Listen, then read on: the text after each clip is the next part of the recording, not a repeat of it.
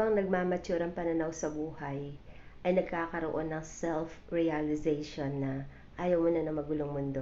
Yung nasasala mo na yung mga makabuluhan at hindi makabuluhang bagay. Yung mga mahahalaga at yung mga dapat nang itapon. Makasarap lang enjoyin yung privacy, kapayapaan, yung self-acceptance, yung God's leading. Kung ikaw ay may isa o dalawang kaibigan na mapagkakatiwalaan, yun lang sapat na. Hindi na nga ninyong alintana kahit na sa malamig lang yung pinagsasaluhan ninyong inumin. Kahit pa sa Toto Beach lang yan at hindi na sa mamahaling restaurant. Basta alam niyo sa isa't isa na hindi nyo kayang ipagpalit sa isang platitong mani o ni sa Starbucks man sa mga pinatibay na ng sari-saring bagyo.